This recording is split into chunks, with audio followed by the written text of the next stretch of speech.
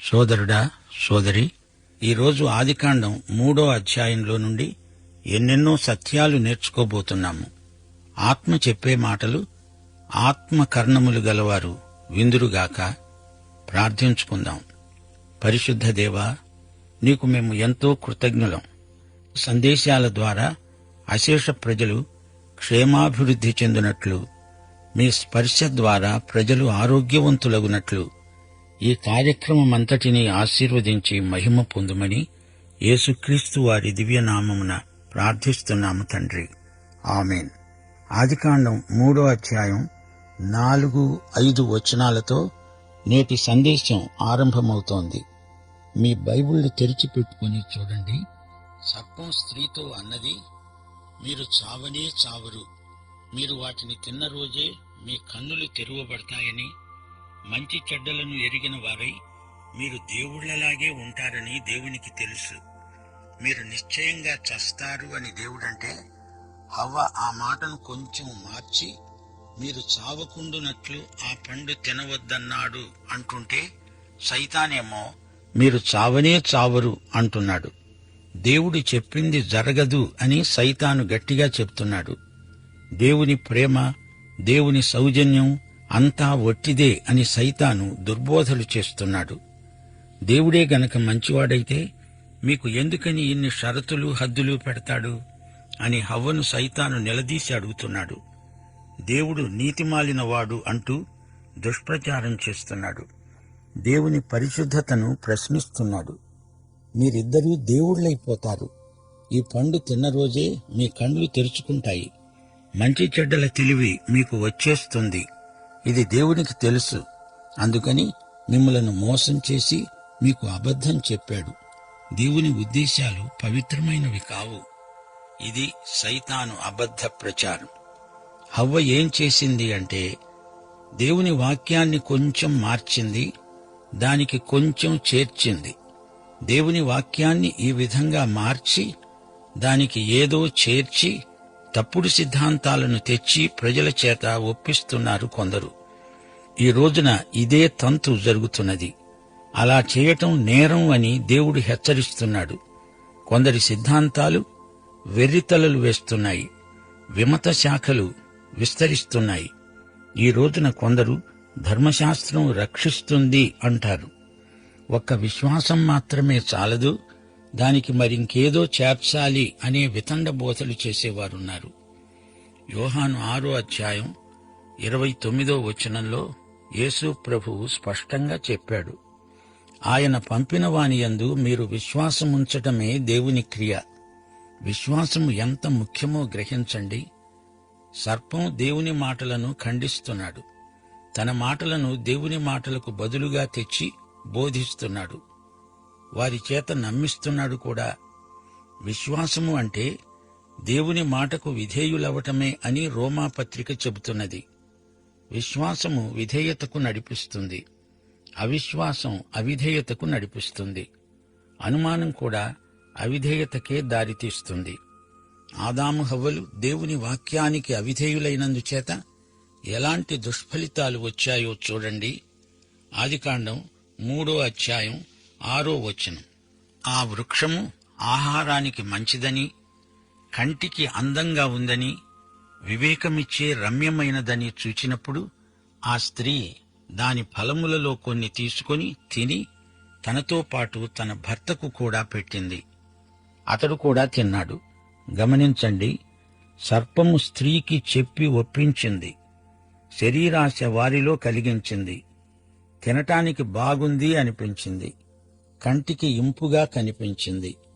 మానసికమైన శోధనలో పడిపోయాడు మానవుడు. పైగా అది రమ్యమైనది, వివేకమును పుట్టిస్తుంది. ఇది మత సంబంధమైన ఆకర్షణ. మత్తయి 4వ అధ్యాయం, మార్కు 1వ అధ్యాయం, లూకా 4వ అధ్యాయంలో అచ్చం ఇలాంటి శోధనే యేసు ప్రభు అరణ్యంలో ఎదుర్కొన్నాడని చెప్పబడింది. మొదటి శోధన, ఈ రాళ్లను రొట్టెలుగా మార్చుకో. ఇది శరీరాన్ని శోధించే పరీక్ష. ఆ పండు ఆహారానికి మంచిది. హవ్వకు శరీరాశ. రెండో శోధన, అపవాది యేసు ప్రభువుకు లోక రాజ్యాలను, వాటి ఐశ్వర్యాన్ని ఇస్తాను అన్నాడు. ఇది మానసిక శోధన. ఏదెను తోటలో పండు చూడటానికి ఎంతో బాగుంది. ఇక మూడో శోధన, దేవాలయ శిఖరాగ్రం నుంచి కిందికి దూకు. ఇది మత విషయికమైన శోధన. వివేకమిచ్చే రమ్యమైన ఫలం, శరీరాశ, నేత్రాశ, జీవపు డంబం. ఈ మూడు శోధనత్రయమై నాడు నేడు విశ్వాసులను ఎదుర్కొంటున్నాయి. సైతాను ఈ మూడింటినీ ప్రయోగిస్తున్నాడు. ఎందరో సైతాను పెట్టే శోధనలకు లొంగి పతనమైపోతున్నారు. 1 యోహాను 2:16 ఈ మూడింటిని భక్తుడు పేర్కొన్నాడు. శరీర శోధన, నేత్రాశ, మానసికం, జీవపు డంబం. ఈ మూడు దురాకర్షణలు తండ్రి వల్ల కలిగినవి కావు. మానవుని హృదయములో నుంచే ఇవి పుట్టకొస్తాయి. మానవులను ఈ మూడు రంగాలలో పడగొట్టే ప్రయత్నంలోనే ఉన్నాడు సైతాను. ఆదాము హవ్వలను అలానే పడద్రోశాడు. మంచి చెడుగులు మీకు తెలిసిపోతాయి, వివేకవంతులవుతారు, దేవుళ్లైపోతారు అంటూ శోధించాడు సైతాను. 7వ వచనం, అప్పుడు వారిద్దరి కన్నులు తెరువబడ్డాయి. తాము దిగంబరులమని వారు తెలుసుకున్నారు. అంజూరపు ఆకులు కుట్టి తమకు కచ్చడాలు చేసుకున్నారు. వారి కన్నులు తెరువబడ్డాయి అంటే అది వారి మనస్సాక్షికి సంబంధించింది. పతనానికి ముందు ఆదాము హవ్వలకు మనస్సాక్షి లేదు. వారు బొత్తిగా అమాయకులు. అమాయకత్వము అనగా చెడుగు అంటే ఏమిటో వారికి బొత్తిగా తెలియదు. మానవుడు మనస్సాక్షికి కర్త కాడు. మనస్సాక్షి మనిషి లోపల ఉండి అతనిపై నేరారోపణ చేస్తుంది. అపరాధ భావన మనిషి లోపల ఉన్న అతని కుడి చెయ్యి లాంటిది. లోపాలను వేలుపెట్టి చూపుతుంది. అపరాధ భావనను మనిషి వదిలించుకోలేడు. దిగంబరులమని వారికి తెలిసిపోయింది. అంజూరపు ఆకులతో కచ్చడములు కుట్టుకున్నారు. ఏదెను తోటలో పేరు చెప్పబడిన చెట్టు అంజూరపు చెట్టే. మంచి చెడ్డల తెలివిని ఇచ్చే చెట్టు యాపిల్ చెట్టు అనుకుంటున్నారా? కాదు, దాని పేరేదో చెప్పబడి ఉండలేదు. అంజూరపు ఆకులతో దిశములను దాచుకుందామనుకున్నారు కాని అవి పూర్తిగా వారి దిగంబరత్వాన్ని కప్పజాలవు. వారు తమ అపరాధ భావనను ఒప్పుకోలేదు. తమ పాపాన్ని కప్పిపుచ్చే ప్రయత్నం చేస్తున్నారు. తాము పతనమైపోయినట్లు ఒప్పుకోవడం లేదు. దానికి వారు సిద్ధంగా లేరు. మత విషయికమైన ఆచారకాండ, నిత్య కర్మానుష్ఠానాలు ఉండనే ఉన్నాయి. అన్ని మతాలలోనూ ఒకే తంతు. ఏవేవో కార్యకలాపాలు, పండగలు, తీర్థయాత్రలు ఉంటాయి. సంస్థాగతమైన మతం కొందరి వ్యాసంగం. మతం ఎంత ఉన్నా ఆత్మశుద్ధికి ఉపకరించదు. ఏదో సంఘంలో సభ్యత్వం ఉందిలే అని తృప్తిపడడానికి పనికొస్తాయి అంతే. అంజూరపు చెట్టును యేసు ప్రభువు శపించిన ఘట్టం జ్ఞాపకం చేసుకోండి. మతంతో సతమతమయ్యే వారిని ప్రభువు సునిశ్చితంగా గద్దించాడు. మతమంటే అంజూరపు ఆకుల కచ్చడాలే. పాపాన్ని కప్పిపుచ్చుకునే కృతక ప్రయత్నాలే మతాలన్నీ. మానవుని ఆత్మకు దేవునికి మధ్య ప్రవేశించి తిష్టవేసు కూర్చుంటాడు సైతాను. మనిషిని దేవుడికి దూరం చెయ్యాలనే సైతాను ప్రయత్నం. సైతాను వల పన్ని మనుషులను పట్టేస్తాడు. మనుషులకు తానే దేవుడైపోవాలని సైతాను కోరిక. అదే లక్ష్యంతో సైతాను తీవ్ర కృషి చేస్తున్నాడు. సైతాను ఆదాము హవ్వలను ఏమి చెయ్యాలని పురికొల్పుతున్నాడు? అబద్ధం చెప్పమనే, దొంగతనం చేయమనే? అదేదీ కాదు.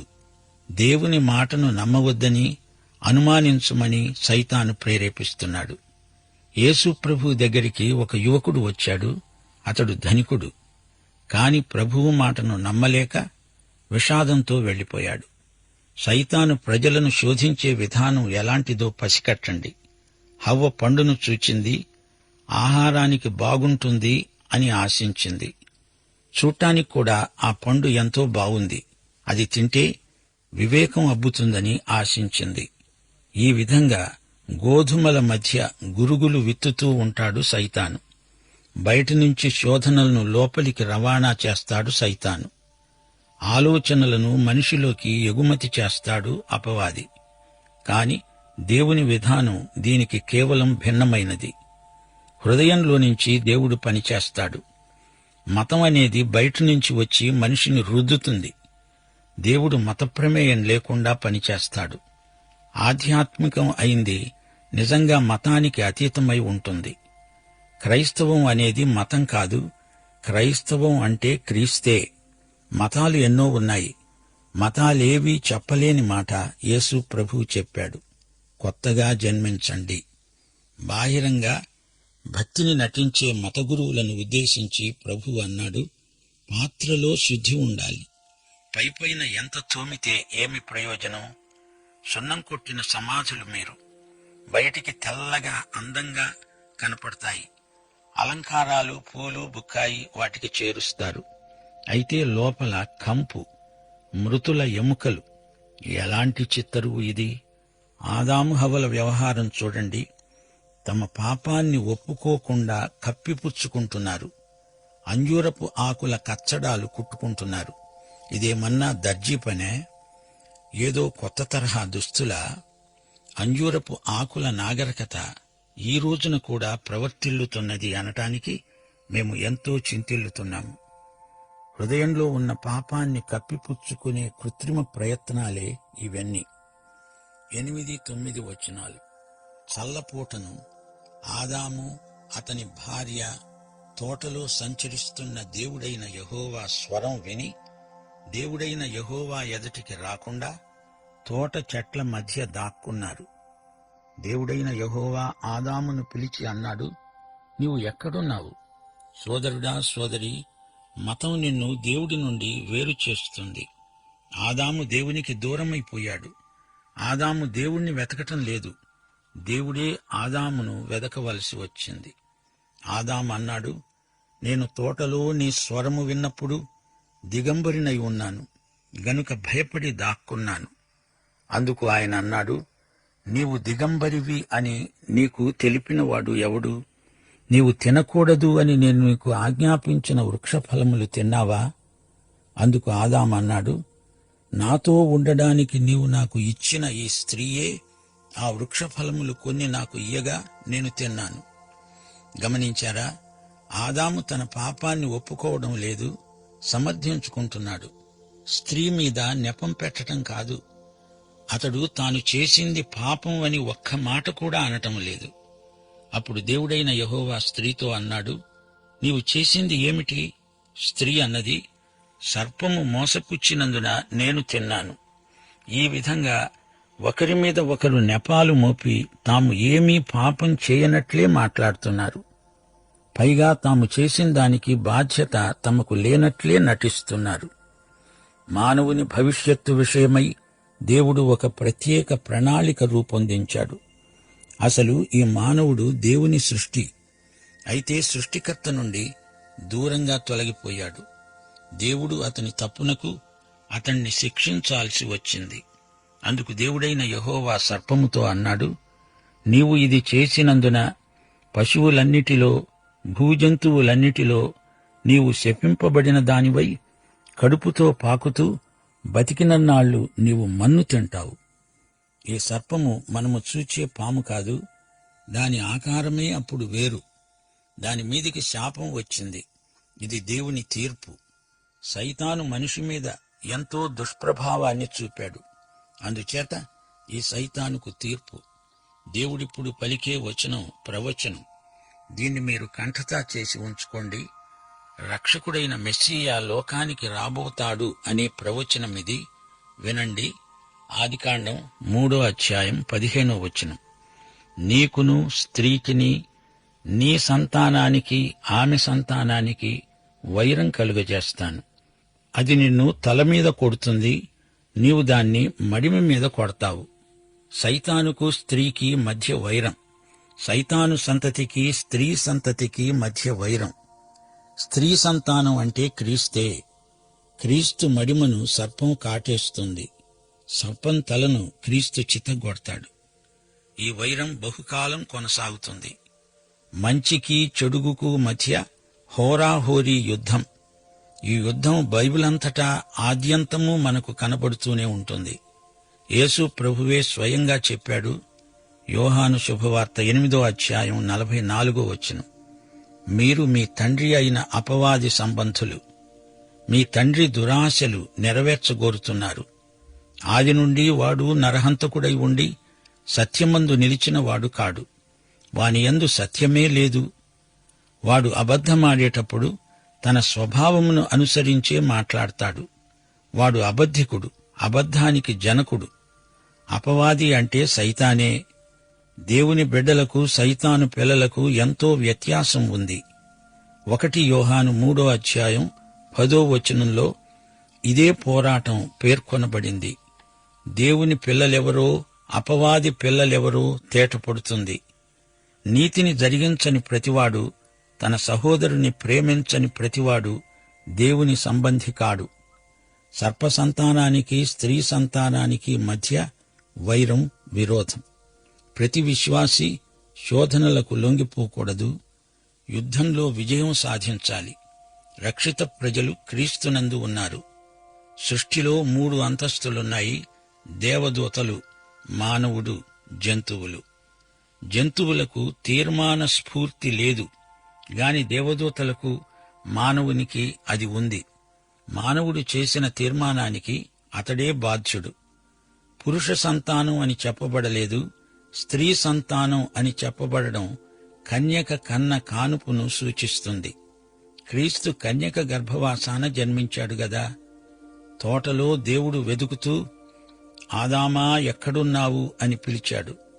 రక్షణ అనగా దేవుడు మానవుని కోసం వెతకటం. మనిషి దేవుని నుండి పారిపోయినప్పుడు దేవుడు మనిషి కోసం వెతికాడు. దేవుని న్యాయం మనిషిని పిలిచింది. ఎక్కడున్నావు అని అడిగింది. దేవుని కంఠం గుర్తించారా? దేవుడు మానవుడి పాపానికి ఎంతో బాధపడుతూ పిలిచాడు. దేవుని పిలుపులో ప్రేమ తొణికిసలాడుతున్నది. దేవుడు విమోచనాత్మక వైఖరితో మనిషిని పిలుస్తూ అన్నాడు, ఆదామా ఎక్కడున్నావు? రక్షకుణ్ణి పంపేందుకే దేవుడు సంకల్పించి సానుభూతితో పిలిచాడు. సోదరా, సోదరి, దేవుని పిలుపు వింటున్నావా? ప్రయాసపడి భారము మోసుకునే సమస్త ప్రజలను ఉద్దేశించి ఆయన పిలుస్తున్నాడు. నేను మీకు శాంతి కలిగిస్తాను అంటున్నాడు. ఈ లోకం నిన్ను ఆకర్షిస్తోంది గాని యేసు ప్రభువు నిన్ను అంతకంటే బలంగా ఆకర్షిస్తున్నాడు. మనుష్య కుమారుడు పైకి ఎత్తబడినప్పుడు అశేష ప్రజలను ఆకర్షించుకుంటాడు. యేసు పిలిస్తే నీవు వెంటనే జవాబు చెప్పాలి. భయపడనక్కర్లేదు, వెనక ముందు చూడనక్కర్లేదు. తనను ఎందరు అంగీకరించారో వారికందరికీ, అనగా యేసు నామమందు విశ్వాసముంచిన వారికి దేవుని పిల్లలవ్వడానికి ఆయన అధికారం అనుగ్రహించాడు. దేవుని పిల్లలమని పిలువబడినట్లు ఆయన మనకు ఎట్టి ప్రేమ అనుగ్రహించాడో ఒక్కసారి చూడండి. ఇది మానవ ప్రేమ కాదు. ఇది ఇచ్చి పుచ్చుకునే ప్రేమ కాదు. దేవుని ప్రేమ, యేసుక్రీస్తునందు దేవుడు బయలుపరచిన దివ్య ప్రేమ, నిర్వ్యాజమైన ప్రేమ. నీవు విన్న ఈ సందేశపు వెలుగులో నీ జీవితాన్ని పరీక్షించుకొని తీర్మానం చేసుకోవలసిందిగా కన్నీటితో నీకు మనవి చేస్తున్నాను. రా, కదలిరా. ప్రభువు నీ కోసమే కనిపెట్టుకుని ఉన్నాడు. నిన్ను చేపట్టడానికి చేతులు చాచి నీవైపే చూస్తూ పిలుస్తున్నాడు. దేవుడు మీకు సహాయం చేయునుగాక. ఆమేన్.